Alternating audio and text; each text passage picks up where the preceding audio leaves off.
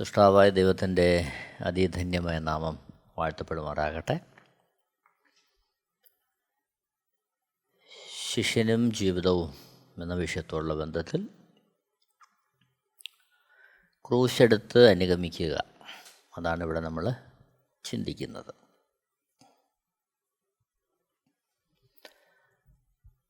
ലൂക്കോസ് എഴുതിയ സുവിശേഷം 14-ാമത്തെ അധ്യായം 26, 27, 33 വാക്യങ്ങൾ. ലൂക്കോസ് എഴുതിയ സുവിശേഷം 14-ാമത്തെ അധ്യായം 26, 27, 33 വാക്യങ്ങൾ. എൻ്റെ അടുക്കൽ വരികയും അപ്പനെയും അമ്മയെയും ഭാര്യയെയും മക്കളെയും സഹോദരന്മാരെയും സഹോദരികളെയും സ്വന്തം ജീവനെയും കൂടെ പകയ്ക്കാതിരിക്കുകയും ചെയ്യുന്നവന് എൻ്റെ ശിഷ്യനായിരിക്കാൻ കഴിയുകയില്ല. തൻ്റെ ക്രൂശെടുത്തുകൊണ്ട് എൻ്റെ പിന്നാലെ വരാത്തവനും എൻ്റെ ശിഷ്യനായിരിക്കാൻ കഴിയുകയില്ല. 33. അങ്ങനെ തന്നെ നിങ്ങളിൽ ആരെങ്കിലും തനിക്കുള്ളതൊക്കെയും വിട്ടുപിരിയുന്നില്ല എങ്കിൽ അവന് എൻ്റെ ശിഷ്യനായിരിക്കാൻ കഴിയുകയില്ല. കർത്താവിനെ അനുഗമിക്കുവാൻ തക്കവണ്ണം ക്രൂശെടുത്തുകൊണ്ട് ഓരോ ദിവസവും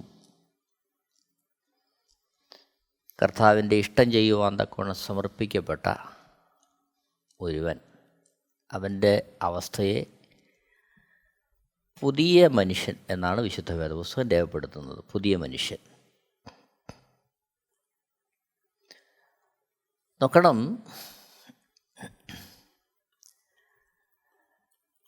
ഈ ലോകത്തിലായിരിക്കുമ്പോൾ തന്നെ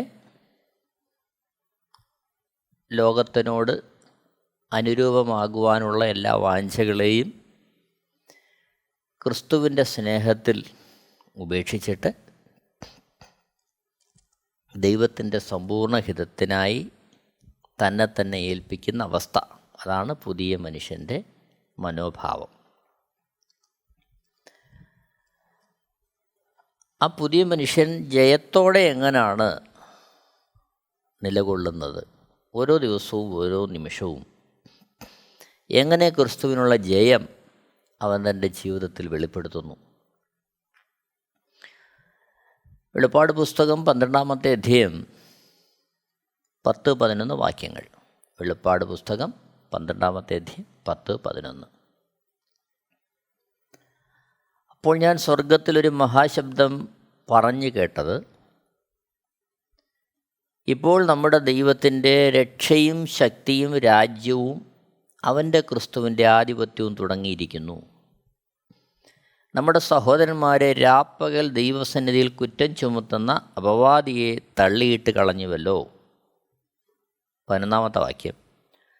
അവർ അവനെ കുഞ്ഞാടിൻ്റെ രക്തം ഹേതുവായിട്ടും തങ്ങളുടെ സാക്ഷ്യവചന ഹേതുവായിട്ടും ജയിച്ചു, മരണപര്യന്തം തങ്ങളുടെ പ്രാണനെ സ്നേഹിച്ചതുമില്ല.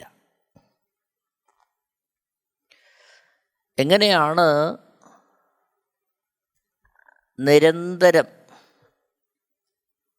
അപവാദം പറയുന്ന ശത്രുവിനെ ജയിക്കുന്നത്? ഇവിടെ വെളിപ്പാട് പുസ്തകത്തിൽ നമ്മൾ കാണുന്നു, കുഞ്ഞാടിൻ്റെ രക്തം ഹേതുവായിട്ടും തങ്ങളുടെ സാക്ഷ്യവചനം ഹേതുവായിട്ടും ജയിച്ചു. രാപ്പകൽ ദൈവസന്നിധിയിൽ കുറ്റം ചുമത്തുന്ന അപവാദിയെ തള്ളിക്കളയുകയാണ്. എങ്ങനെയാണ്? കുഞ്ഞാടിൻ്റെ രക്തം ഹേതുവായിട്ടും സാക്ഷ്യവചന ഹേതുവായിട്ടും. ഇത് വ്യക്തിപരമായി ഓരോരുത്തരും ചെയ്യേണ്ടതാണ്.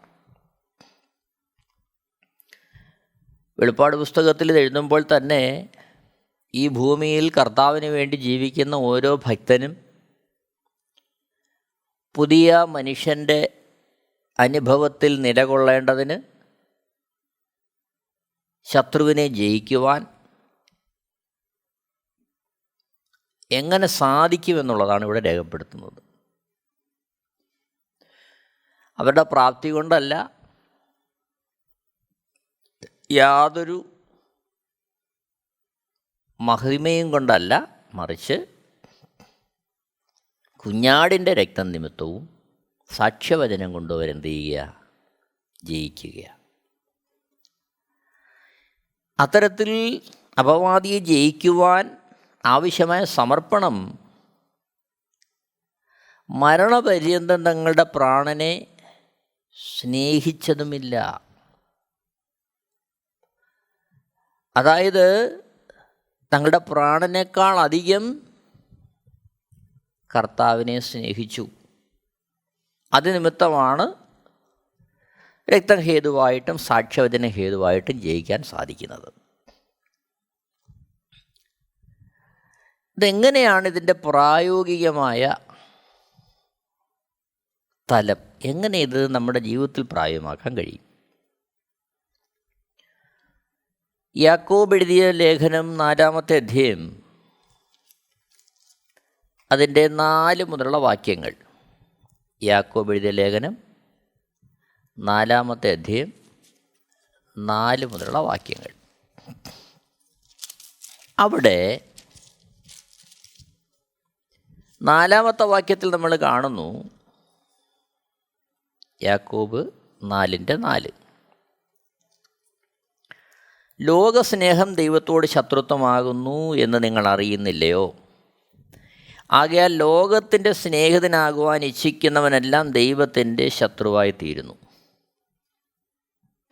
അപ്പോൾ ഒന്നാമത്, ദൈവത്തിൻ്റെ അനുകൂലതയ്ക്കായി ലോകസ്നേഹത്തെ വിട്ടുകളയേണ്ടത് ആവശ്യമാണ്. ലോകസ്നേഹത്തിൽ നിലകൊണ്ടാൽ ദൈവത്തോട് ശത്രുവായി നാം മാറുകയാണ്. അപ്പോൾ പിശാചിനെ ജയിക്കുവാൻ, ശത്രുവിൻ്റെ തന്ത്രങ്ങളെ ജയിക്കുവാൻ പരമപ്രധാനമായിട്ട് ആവശ്യം ദൈവത്തിൻ്റെ സഹിത്വമാണ്. ദൈവത്തിൻ്റെ സഹിത്വം ഉണ്ടാകണമെങ്കിൽ ലോകസ്നേഹം വിട്ടുകളഞ്ഞേ മതിയാകൂ. 6-ാമത്തെ വാക്യത്തിലേക്ക് വരുമ്പോൾ യാക്കോബ് 4:6, ദൈവം നിഗളികളോട് എതിർത്തു നിൽക്കുകയും താഴ്മയുള്ളവർക്ക് കൃപ നൽകുകയും ചെയ്യുന്നു എന്ന് പറഞ്ഞിരിക്കുന്നു. അപ്പോൾ ഇവിടെ നിഗളം നമ്മുടെ ജീവിതത്തിൽ നിന്ന് ഒഴിവാകേണ്ടിയിരിക്കുന്നു. അതേത് വിധത്തിലുള്ള നിഗളമായിരുന്നാലും.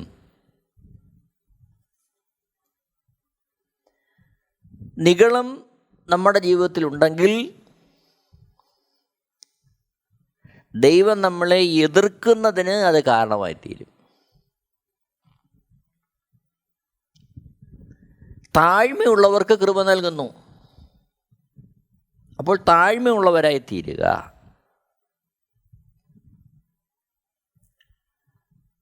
അപ്പോൾ ദൈവത്തിൻ്റെ സഹിത്വത്തിനായിട്ട് ലോകസ്നേഹം വിട്ടുകളയണം, നിഗളം വിട്ടുകളയണം, താഴ്മ നമ്മുടെ ജീവിതത്തിലുള്ളവരായി തീരണം. അത് ആ ഒരു നിലപാടിൽ നിന്നുകൊണ്ടാണ് നമുക്ക് പിശാചിനോട് എതിർക്കാൻ കഴിയുന്നത്. യാക്കോബ് 4:7, ആകയാൽ നിങ്ങൾ ദൈവത്തിന് കീഴടങ്ങുവിൻ, പിശാചിനോട് എതിർത്ത് നിൽപ്പിൻ, എന്നാൽ അവൻ നിങ്ങളെ വിട്ട് ഓടിപ്പോകും. ദൈവത്തോട് അടുത്തു ചെല്ലുവിൻ, എന്നാൽ അവൻ നിങ്ങളോട് അടുത്തു വരും.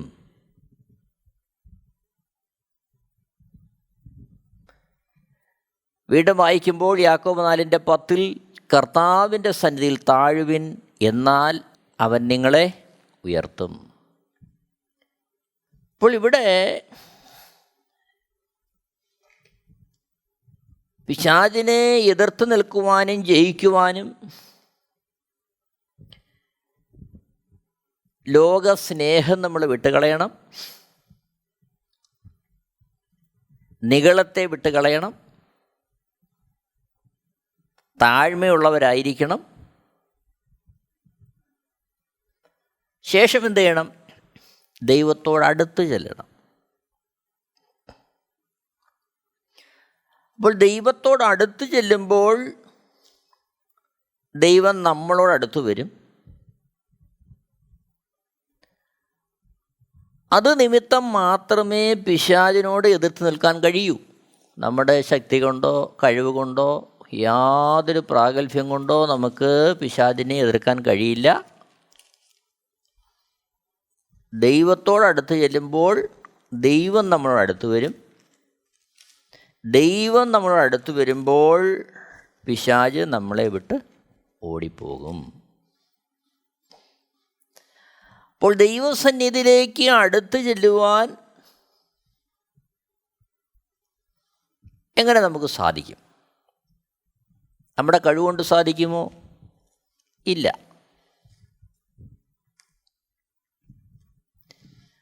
പരമപ്രധാനം വ്യക്തിപരമായ ജീവിതത്തിൽ ലോകസ്നേഹവും നിഗളവും വിട്ടുകളഞ്ഞ് നാം താഴ്മയുള്ളവരാകണം. ദൈവത്തോട് മാത്രം താഴ്മയുള്ളവരാകുക എന്നുള്ളതല്ല ഇവിടെ ഉദ്ദേശിക്കുന്നത്. പത്രോസ് എഴുതിയ 1-ാമത്തെ ലേഖനം 5-ാമത്തെ അധ്യായം അതിൻ്റെ 5-6 വാക്യങ്ങൾ വായിക്കുമ്പോൾ, 1 പത്രോസ് 5-ന്റെ 5-6 വാക്യങ്ങൾ, അവണ്ണം ഇളയവരെ മൂപ്പന്മാർക്ക് കീഴടങ്ങുവിൻ, എല്ലാവരും തമ്മിൽ തമ്മിൽ കീഴടങ്ങി താഴ്മ ധരിച്ചുകൊള്ളുവിൻ. ദൈവം നിഗളികളോട് എതിർത്ത് നിൽക്കുന്നു, താഴ്മയുള്ളവർക്കോ കൃപ നൽകുന്നു. അതുകൊണ്ട് അവൻ തക്ക സമയത്ത് നിങ്ങളെ ഉയർത്തുവാൻ ദൈവത്തിൻ്റെ ബലമുള്ള കൈക്കീഴ് താണിരിപ്പിൻ. അപ്പോൾ ദൈവം നമുക്ക് അനുകൂലമായിരിക്കുവാൻ താഴ്മ ധരിക്കുക എന്ന് പറയുമ്പോൾ തമ്മിൽ തമ്മിൽ താഴ്മ ധരിക്കണം. കേവലം ദൈവസന്നിധിയിൽ താഴ്മയുള്ളവരായി തീരുക എന്നുള്ളതിനുപരിയായി തമ്മിൽ തമ്മിൽ ഇളയവർ മൂപ്പന്മാർക്ക്, ഒപ്പം മൂപ്പന്മാർ ഇളയവർക്ക്, എല്ലാവരും തമ്മിൽ തമ്മിൽ പരസ്പരം താഴ്മയുള്ളവരായി ദൈവത്തിൻ്റെ അടുത്ത് ചെല്ലുമ്പോഴാണ് ദൈവം എന്ത് ചെയ്യുന്നത്? അടുത്ത് വരുന്നത്, താഴ്മയുള്ളവർക്ക് കൃപ നൽകുന്നത്, ദൈവ സാന്നിധ്യം തുണയായിരിക്കുന്നത്. നോക്കണം, ദൈവത്തോടടുത്ത് ചെല്ലുവാൻ 1 യോഹന്നാൻ 1-ാമത്തെ അധ്യായം 7 മുതൽ 9 വരെയുള്ള വാക്യങ്ങൾ, അവൻ വെളിച്ചത്തിലിരിക്കുന്നത് പോലെ നാം വെളിച്ചത്തിൽ നടക്കുന്നുവെങ്കിൽ നമുക്ക് തമ്മിൽ കൂട്ടായ്മയുണ്ട്. അവൻ്റെ പുത്രനായ യേശുവിൻ്റെ രക്തം സകല പാപവും പോക്കി നമ്മെ ശുദ്ധീകരിക്കുന്നു. 8-ാമത്തെ വാക്യം, നമുക്ക് പാപം ഇല്ല എന്ന് നാം പറയുന്നു എങ്കിൽ നമ്മെ തന്നെ വഞ്ചിക്കുന്നു, സത്യം നമ്മിൽ ഇല്ലാതെയായി. 9-ാമത്തെ വാക്യം, നമ്മുടെ പാപങ്ങളെ ഏറ്റുപറയുന്നുവെങ്കിൽ അവൻ നമ്മോട് പാപങ്ങളെ ക്ഷമിച്ച് സകല അനീതിയും പോക്കി നമ്മെ ശുദ്ധീകരിപ്പാൻ തക്കവണ്ണം വിശ്വസ്തനും നീതിമാനുമാകുന്നു. ഇപ്പോൾ വെളിപ്പാട് പുസ്തകം 12-ാമത്തെ അധ്യായം 10-11 വാക്യങ്ങളിൽ വായിക്കുന്നത് പോലെ കുഞ്ഞാടിൻ്റെ രക്തം ഹേതുവായിട്ടും സാക്ഷ്യവചന ഹേതുവായിട്ടും അപവാദിയായ പിശാചിനെ ജയിക്കുന്നു. എങ്ങനെയാണ് യേശുവിൻ്റെ രക്തനിമിത്തം ജയിക്കുന്നത്? യേശുവിൻ്റെ രക്തം സകല പാപവും പോക്കി നമ്മെ ശുദ്ധീകരിക്കുന്നു. അപ്പോൾ അപ്പോൾ യേശുവിൻ്റെ രക്തത്താലുള്ള ശുദ്ധീകരണം അനുദിനം ഓരോ നിമിഷവും നാം പ്രായോഗികമാക്കണം നമ്മുടെ ജീവിതത്തിൽ. 1 യോഹന്നാൻ 1:9 നമ്മൾ കാണുന്നു, നമ്മുടെ പാപങ്ങളെ ഏറ്റുപറയുന്നു എങ്കിൽ അവൻ നമ്മോട് നമ്മുടെ പാപങ്ങളെ ക്ഷമിച്ച് സകല അനീതിയും പോക്കി നമ്മെ ശുദ്ധീകരിപ്പാൻ തക്കവണ്ണം വിശ്വസ്തനും നീതിമാനുമാകുന്നു. അതായത് നിരന്തരം ദൈവസന്നിധിയിൽ നമ്മുടെ പാപങ്ങളെ ഏറ്റുപറഞ്ഞ് നമ്മൾ എന്ത് ചെയ്യണം? ശുദ്ധീകരണം പ്രാപിക്കണം. അതേസമയം അതിനാവശ്യമില്ല എന്ന് നാം പറയുന്നു എങ്കിൽ നാം നമ്മെ തന്നെ വഞ്ചിക്കുന്നവരായി തീരുകയാണ്. 1 യോഹന്നാൻ 1:8 നമുക്ക് പാപം ഇല്ല എന്ന് നാം പറയുന്നുവെങ്കിൽ നമ്മെ തന്നെ വഞ്ചിക്കുന്നു, സത്യം നമ്മിൽ ഇല്ലാതെയായി. അപ്പോൾ ദൈവസന്നിധിയിലേക്ക് അടുത്ത് ചെല്ലുവാൻ യേശുക്രിസ്തുവിൻ്റെ രക്തം നമ്മെ സഹായിക്കുന്നത്, ദൈവത്തോട് നാം നമ്മുടെ പാവങ്ങളെ അനുനിമിഷം ഏറ്റുപറയുമ്പോൾ നമ്മെ കഴുകി ശുദ്ധീകരിച്ച് നമ്മുടെ പാപങ്ങളെ പോക്കി ദൈവസന്നിധിയിലേക്ക് എത്തുവാൻ തക്കവണ്ണം നമ്മളെ യോഗ്യരാക്കി തീർക്കുന്നു. എബ്രായ ലേഖനം 10-ാമത്തെ അധ്യായം 19 മുതൽ 22 വരെയുള്ള വാക്യങ്ങൾ. എബ്രായ ലേഖനം 10-ാമത്തെ അധ്യായം 19 മുതൽ 22 വരെയുള്ള വാക്യങ്ങൾ. അതുകൊണ്ട് സഹോദരന്മാരെ, യേശു തൻ്റെ ദേഹം എന്ന തിരശ്ശീലയിൽ കൂടി നമുക്ക് പ്രതിഷ്ഠിച്ച ജീവനുള്ള പുതുവഴിയായി തൻ്റെ രക്തത്താൽ വിശുദ്ധ മന്ദിരത്തിലേക്കുള്ള പ്രവേശനത്തിന് ധൈര്യവും ദൈവാലയത്തിന്മേൽ ഒരു മഹാപുരോഹിതന് നമുക്കുള്ളത് കൊണ്ട് നാം ദുർമനസാക്ഷി നീങ്ങുമാറ് ഹൃദയത്തിൽ തളിക്കപ്പെട്ടവരും ശുദ്ധവെള്ളത്താൽ ശരീരം കഴുകപ്പെട്ടവരുമായി വിശ്വാസത്തിൻ്റെ പൂർണ്ണ നിശ്ചയം പൂണ്ട് പരമാർത്ഥ ഹൃദയത്തോടെ അടുത്ത് ചെല്ലുക. അപ്പോൾ യേശുക്രിസ്തു നമ്മളെ കഴുകി ശുദ്ധീകരിക്കുകയാണ്. അവിടുത്തെ ദേഹം എന്ന തിരശ്ശീല നമുക്ക് പുതുവഴിയാക്കി മാറ്റുകയാണ്. അവിടുത്തെ പരമയാഗത്താൽ, അവിടുന്ന് ചൊരിഞ്ഞ വിശുദ്ധ രക്തത്താൽ കഴുകൽ പ്രാപിച്ച് ദൈവസന്നിധിയിലേക്ക് ചെല്ലുവാൻ തക്കവണ്ണം നമുക്കുള്ള സാധ്യത ദൈവം നമുക്ക് വേണ്ടി ഒരുക്കുകയാണ്. നോക്കണം, 22-ാമത്തെ വാക്യം നമ്മൾ കാണുന്നത്, നാം ദുർമനസാക്ഷി നീങ്ങുമാറ് ഹൃദയത്തിൽ തളിക്കപ്പെട്ടവരും ശുദ്ധവെള്ളത്താൽ ശരീരം കഴുകപ്പെട്ടവരെ വിശ്വാസത്തിൻ്റെ പൂർണ്ണ നിശ്ചയം പൂണ്ട് പരമാർത്ഥ ഹൃദയത്തോടെ അടുത്ത് ചെല്ലുക. ഇപ്പോൾ നമുക്ക് വേണ്ടി തുറക്കപ്പെട്ട വഴി യേശുക്രിസ്തുവാണ്. അവിടുത്തെ രക്തത്താലാണ് നാം എന്ത് ചെയ്യുന്നത്? കഴുകൽ പ്രാപിച്ച് നമ്മുടെ പാപങ്ങളെ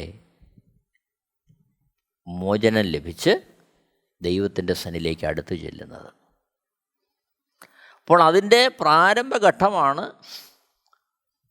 അതിനുള്ള നാം എടുക്കേണ്ടുന്ന ചുവടുകളാണ് ലോകസ്നേഹം വിട്ടുകളയുക.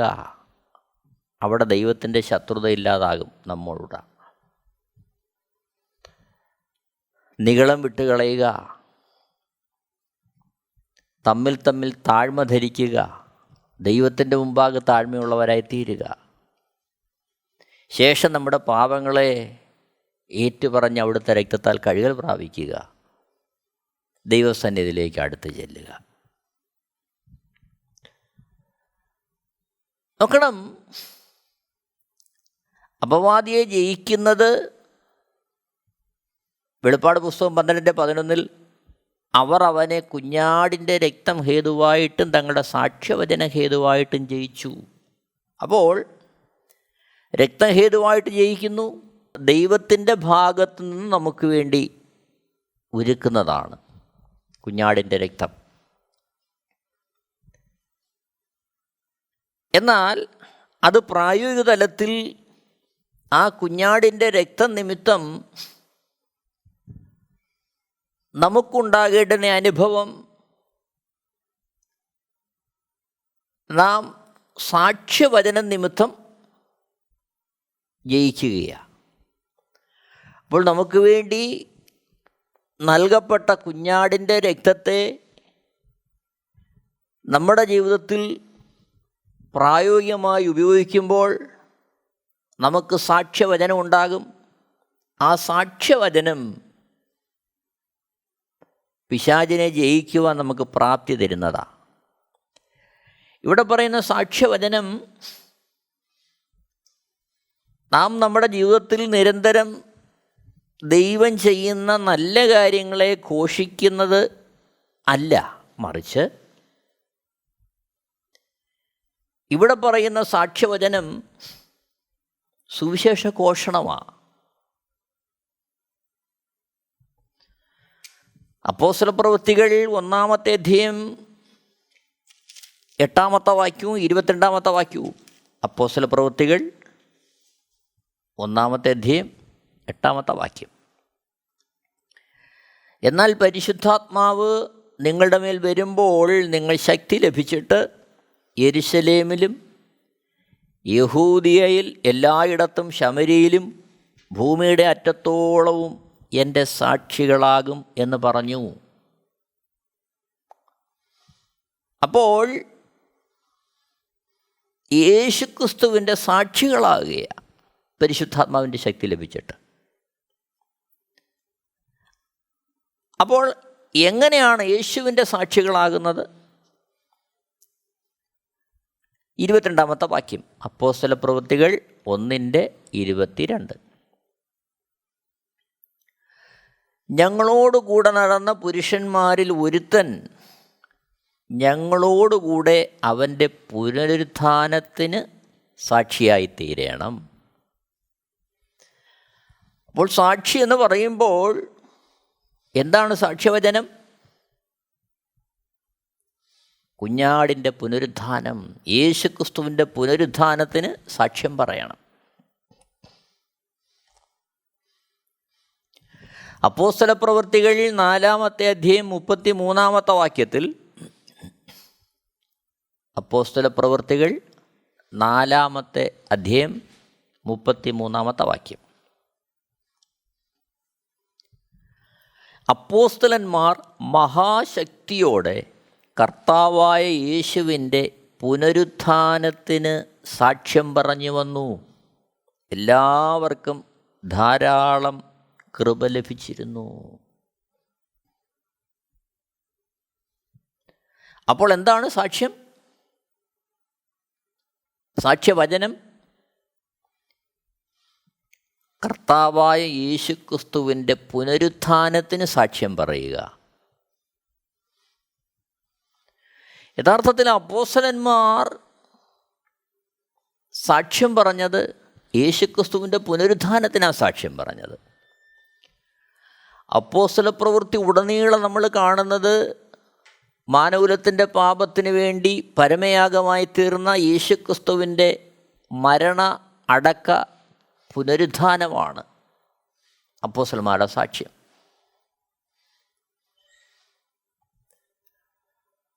പൗലോസ് പറഞ്ഞ സുവിശേഷം ഞങ്ങളോ ക്രൂശിക്കപ്പെട്ട ക്രിസ്തുവിനെ പ്രസംഗിക്കുന്നു.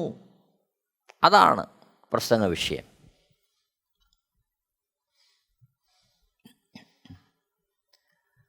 ദാവീദിൻ്റെ സന്തതിയായി ജനിച്ച് മരിച്ചുയർത്തെഴുന്നേറ്റ യേശുക്രിസ്തുവിനെ ഓർത്തുകൊള്ളുക, അതാകുന്നു ഞങ്ങളുടെ സുവിശേഷം. അതാണ് സാക്ഷ്യവചനം. അപ്പോൾ ശത്രുവിനെ ജയിക്കുന്ന സാക്ഷ്യവചനം യേശുക്രിസ്തുവിൻ്റെ പുനരുത്ഥാനത്തെ ഉയർത്തുക എന്നുള്ളതാണ്. അപ്പോസ്തലപ്രവൃത്തികൾ 17-ാമത്തെ അധ്യായം 18-ാമത്തെ വാക്യം. അവിടെ കാണുന്നു, അവൻ യേശുവിനെയും പുനരുത്ഥാനത്തെയും പ്രസംഗിക്കൊണ്ട്. അപ്പോൾ പൗലോസൂടെ പ്രസംഗിക്കുന്ന ആരെയാ? യേശുക്രിസ്തുവിനെയും അവിടുത്തെ പുനരുത്ഥാനത്തെയുമാണ്. ഇവിടെ നമ്മൾ കാണുന്നത് ഫലപ്രദമായി ഒരു ക്രിസ്തീയ ജീവിതം നയിക്കുവാൻ ദൈനംദിന ജീവിതത്തിൽ പിശാചിൻ്റെ പരാജയത്തെ പ്രസിദ്ധമാക്കിക്കൊണ്ട് യേശുക്രിസ്തുവിൻ്റെ ജയത്തെ ജീവിതത്തിൽ വെളിപ്പെടുത്തി മുന്നോട്ട് കൊണ്ടുപോകുവാൻ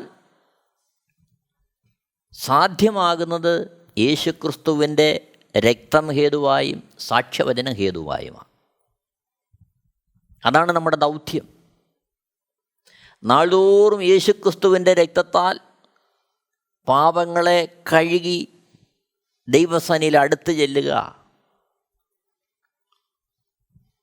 അതിനിമിത്തം ലഭ്യമാകുന്ന ദൈവിക സാന്നിധ്യത്താൽ പിശാചിനെ ജയിച്ചുകൊണ്ട് യേശുക്രിസ്തുവിൻ്റെ മരണ അടക്ക പുനരുത്ഥാനത്തിന് സാക്ഷ്യം വഹിക്കുക. ഇതാണ് ഒരു ക്രിസ്തു ഭക്തൻ്റെ ദൗത്യം. അതിന് അവൻ സ്വന്തം പ്രാണനെ സ്നേഹിക്കുന്നതിനേക്കാൾ ഉപരിയായി യേശുവിനെ സ്നേഹിക്കേണ്ടതായിട്ടുണ്ട്. വെളിപ്പാട് പുസ്തകം 12-ാമത്തെ അധ്യായം 11-ാമത്തെ വാക്യത്തിൽ കാണുന്നു, മരണപര്യന്തം തങ്ങളുടെ പ്രാണനെ സ്നേഹിച്ചതുമില്ല. മരണപര്യന്തം തങ്ങളുടെ പ്രാണനെ സ്നേഹിച്ചതുമില്ല. ദൈവത്തോടടുത്ത് ചെല്ലണമെങ്കിൽ, ദൈവം നമുക്ക് അനുകൂലമായി തീരണമെങ്കിൽ ലോകസ്നേഹം വിട്ടുകളയണം. ജഡമോഹം, കൺമോഹം, ജീവനത്തിൻ്റെ പ്രതാപം ഇത്യാദി ലോകത്തിൻ്റെ ആയുധങ്ങളെ നാം വിട്ടുകളയണം. അതിനെ ഒഴിവാക്കി, നിഗളം നമ്മുടെ ജീവിതത്തിൽ ഒഴിവാക്കി ദൈവമുന്നിൽ താഴ്മയുള്ളവരായി തീരുക. സഹോദരന്മാരോട് തമ്മിൽ താഴ്മ ധരിക്കുക. അത്തരത്തിൽ ദൈവത്തോട് അടുത്ത് ചെന്ന് യേശുവിൻ്റെ രക്തത്താൽ കഴുകൽ പ്രാപിച്ച് അനുനിമിഷം ശുദ്ധിയുള്ളവരായി നിന്നുകൊണ്ട് യേശുക്രിസ്തുവിൻ്റെ പുനരുത്ഥാനത്തിന് സാക്ഷ്യം നിൽക്കുന്ന നിമിത്തമാണ് നമുക്ക് പിശാചിനെ ജയിക്കാൻ കഴിയുന്നത്. അവിടെയാണ് കർത്താവിൻ്റെ കൃപ നമുക്ക് ലഭ്യമാകുന്നത്. അതാണ് പുതുമനുഷ്യൻ്റെ അനുഭവത്തിൽ നിരന്തരം നിലകൊള്ളുവാൻ നമ്മളെ പ്രാപ്തനാക്കുന്നത്. എന്നെ കേൾക്കുന്ന പ്രിയരെ, കർത്താവിൻ്റെ സന്നിധിയിൽ നമുക്ക് നമ്മളെ തന്നെ സമർപ്പിക്കാം. പഴയ മനുഷ്യനെ ക്രൂശിച്ച് പുതിയ മനുഷ്യനെ ജീവിതത്തിൽ വെളിപ്പെടുത്തിക്കൊണ്ട് ജീവിക്കുവാൻ നമുക്കിടയായിത്തീരട്ടെ. ദൈവം എല്ലാവരെയും ധാരാളമായിട്ട് അനുഗ്രഹിക്കുമാറാകട്ടെ. ദൈവത്തിൻ്റെ ശ്രേഷ്ഠമായ നാമം മഹത്വപ്പെടുമാറാകട്ടെ. ആമേൻ. Amen TV network Christian internet channel. സുവിശേഷീകരണത്തിന്റെ വ്യത്യസ്ത മുഖം തേടിയുള്ള യാത്ര. YouTube and Facebook. Amen TV network, Trivandrum, Kerala.